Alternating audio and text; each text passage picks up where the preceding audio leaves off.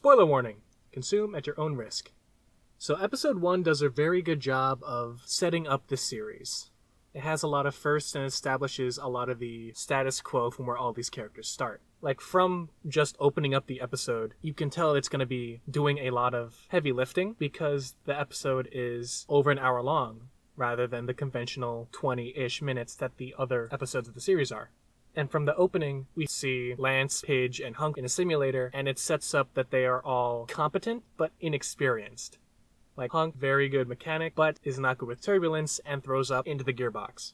Similarly, Keith is set up as a very skilled person, but Keith right now is a solo act. Not used to teamwork, not used to working with others, not used to playing nice. He's a very jaded character, and all of his sharp edges makes him a good lancer for Shiro, who is our current leader. He is the senior officer of this group of cadets.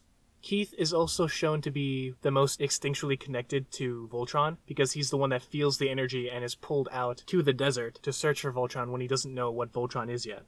But he finds all these 10,000-year-old line markings that don't react to him, but react to Lance. Episode 1 is very focused on Lance, or at least the first part of episode 1 is focused on Lance. It might be because he's the one that has the lion, or gets his lion in that portion of the episode, but for instance, it shows his moment of hesitation shaking Shiro's hand. The hesitation isn't explained to us, but you can infer, because he's being arrogant to cover up for his insecurities, he might not feel worthy to shake his hero's hand. Lance is really Sokka-coded. Like, if you've watched Avatar The Last Airbender, you can kind of tell what I mean. Like, how Sokka ended up, he just isn't as goofy. Sokka's comic relief is kind of spread out among that original trio of Pidge, Hunk, and Lance, with Shiro to get them on task and Keith to be the edgy one that balances out their comic relief.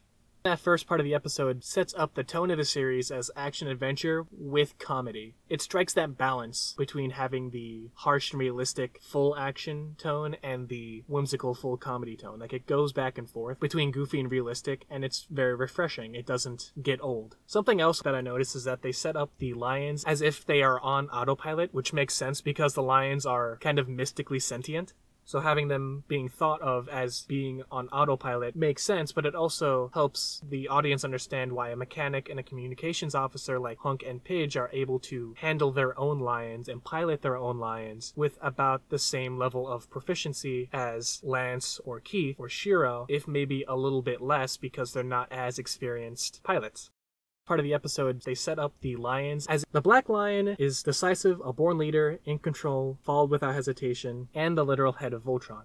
The green lion is inquisitive, needs to have a strong intellect, and is daring. The blue lion, while unsaid because Lance, being Lance, interrupts with some nonsense, but I think it is characterized by greatness hidden within, or perseverance despite doubt, and characterized by a loyalty to friends. The yellow lion is caring, kind, puts the needs of others above his own, and has a mighty heart.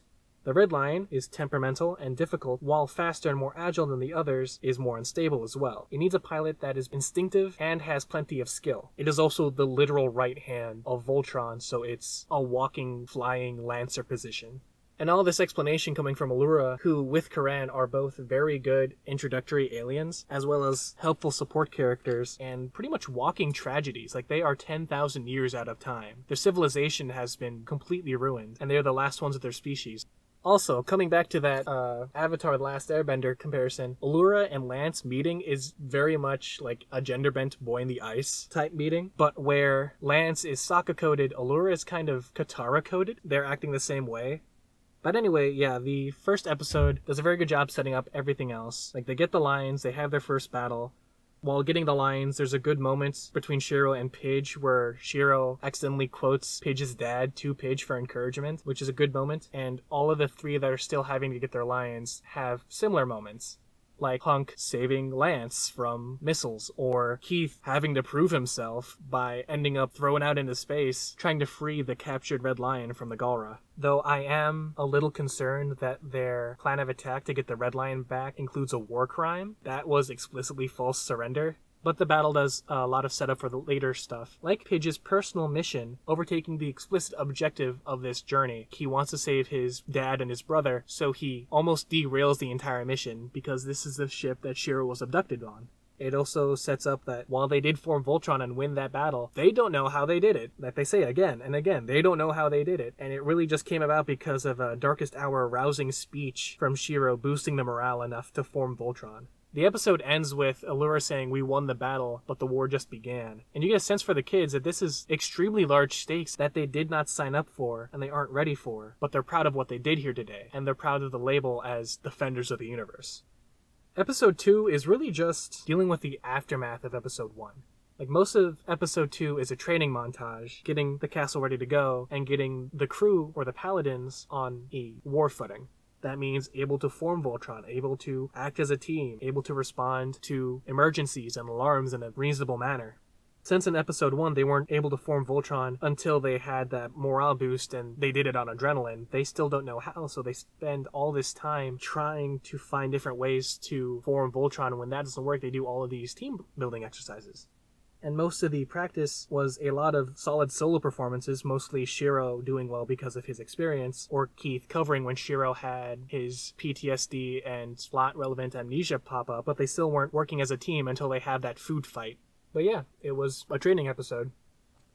Episode 3 is their first fight as an actual Voltron team. Like, they've done a bit of training, they're able to form Voltron on command now, but this is their first real fight, and there are a couple complications in the way. Like, Allura wanting to greet and have peace and diplomacy with the Erusians, even though she was all about defeating Zarkon in the previous episode. There's also a little bit of doubt going on between Pidge and Shiro, because the prisoners they rescued in Episode 1 are awake and reveal that Shiro was a gladiator. More so, he was a champion in the gladiatorial ring. And one of them reveals that Shiro attacked Pidge's brother, Matt, before his first fight.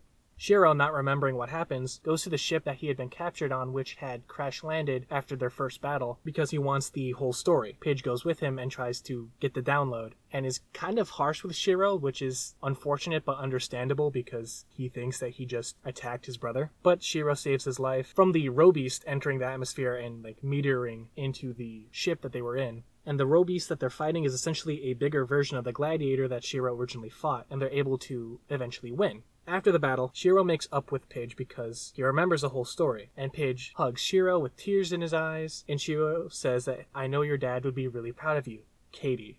So he reveals that he knows Pidge's, Katie's, secret, but promises to keep it.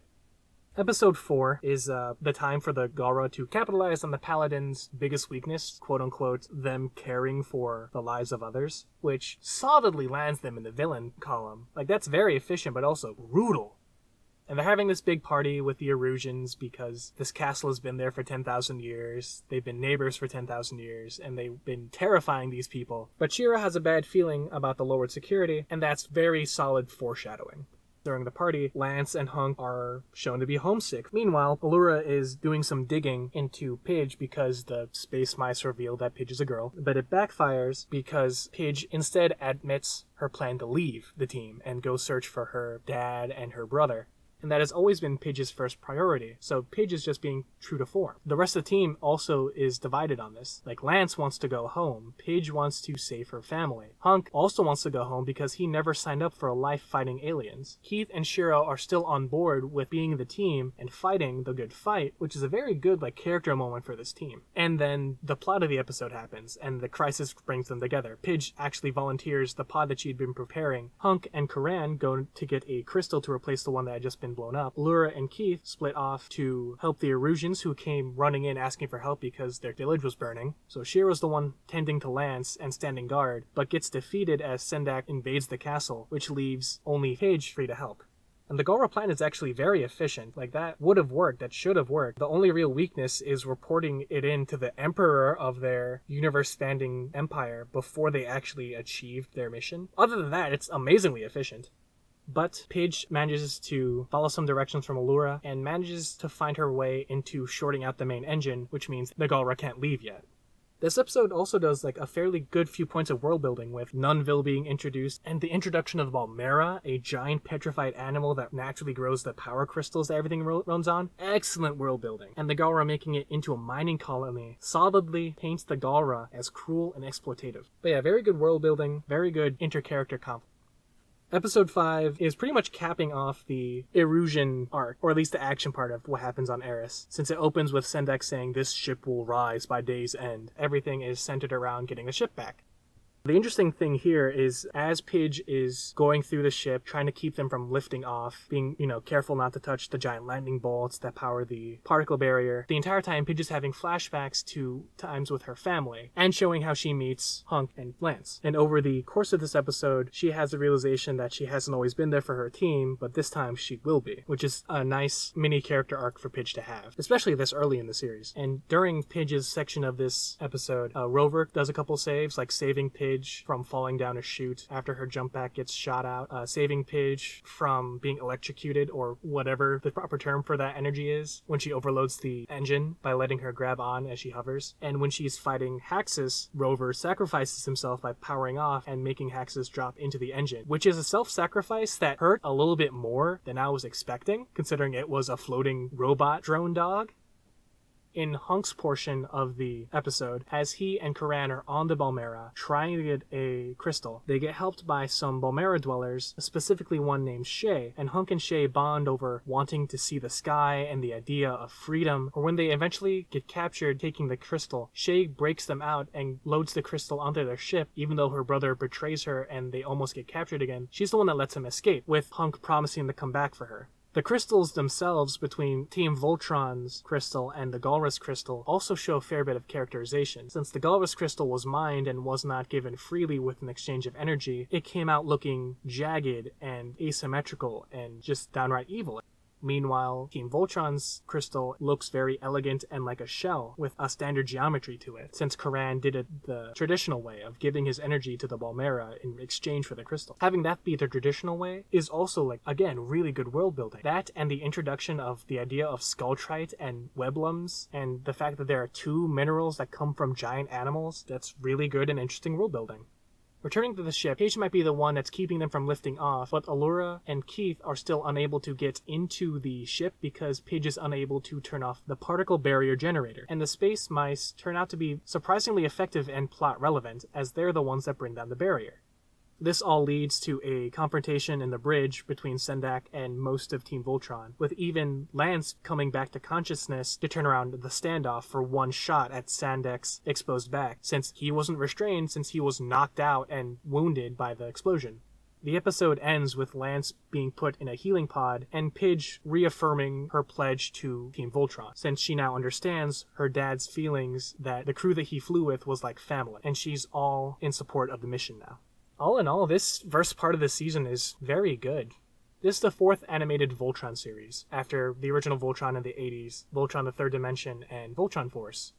There's a couple callbacks to those older series, like the Bayard function kind of being a callback to the different weapons that Voltron could have depending on whose line was forming the head in Voltron Force. Another callback to that one would be Hunk thinking he could form the head in episode 2, even though he had yelled out, "I'm a leg" in episode 1. There's also the classic convoluted ways to get to the lions from the bridge, although the lions are just in the towers and not in 4 separate geological locations like they are in every other animated story. I think this one makes a little bit more sense, but it's still a nice callback. It does play a little fast and loose with some aspects, like the time or the relative speed or most laws of science, but the suspension of disbelief is supported by the advanced technology and the magic/science that we are introduced to. And an interesting that also keeps coming up in these first couple episodes is how long-lived the Alteans are, since they were in suspension for 10,000 years, but the castle is 10,600 years old. And Karan keeps saying that it was his grandfather that built the castle, and it being 600 years old when the lions got scattered means that Karan is at least a couple hundred years old?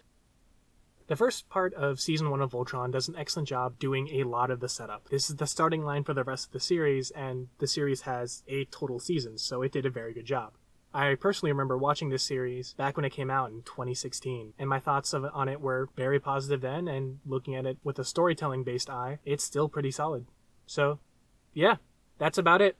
I will be going over the second part of Season 1. I don't know when I'll cover the rest of the seasons of Voltron, but stay tuned. Thank you so much for watching this video. I hope you enjoyed it, and I'll see you in the next one. Peace! Spoiler warning!